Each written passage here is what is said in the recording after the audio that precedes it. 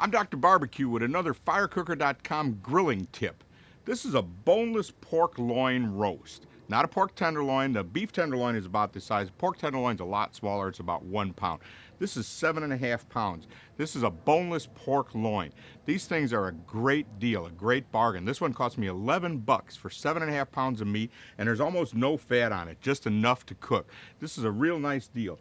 But you cut it up yourself. There's no bones in here, so it looks a little bit intimidating because it's so big, but there's really nothing to it. You don't need a knife like mine. First thing I'm going to do is cut a roast out of the middle. Start right here, and I'll cut it again over here. See, there's no bones in it. See how easy that was? There's nothing to this. The way this sits on the hog, this end down here is sort of the ribeye. Kind of like got a nice fattier piece of chop over here.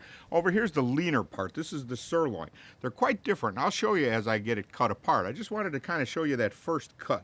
So that's the pork roast. I'm going to do some more with that later, but you can just cook that just like it is, or I may butterfly it and jelly roll it and stuff it. It's a big, beautiful piece. You put that on a rotisserie and glaze it up. Now this part down here is sort of the ribeye, the fattier end of this. So for the next thing I'm going to do is cut some pork chops off of this. Oh, these are probably about 1 inch. That's the way I like them.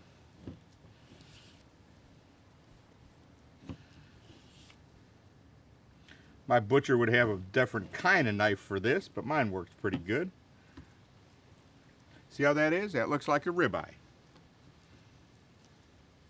Those are beautiful chops. Those are my favorite out of the whole thing. Now down here is the leaner end. That's a little bit different kind of chop. What I can do with this is make a butterfly pork chop. Notice what I did. I cut a nice thick chop.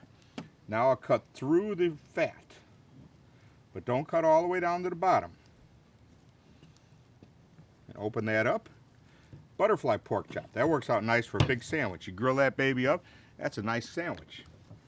Or I can cut some thin breakfast chops. See how nice and lean those are?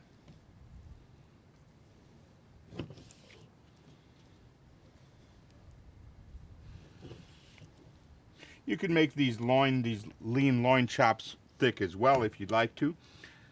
I've got this stuff left here. This I could cook as a little roast. This would be a nice thing to braise in a pot with some leeks or something like that. And this would be as well. But what I'm going to do is make myself some kebab meat out of these.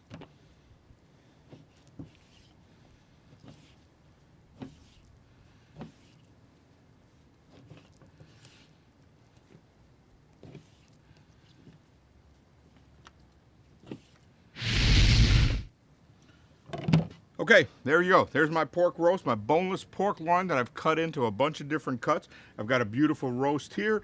I've got some butterfly chops, some nice thin breakfast chops, beautiful ribeye pork chops for grilling, and some meat over here for stew or kebabs. And you can break it up however you want. You can make that all chops, make the roast bigger, shorter if you want. There's nothing to this. It's a great value.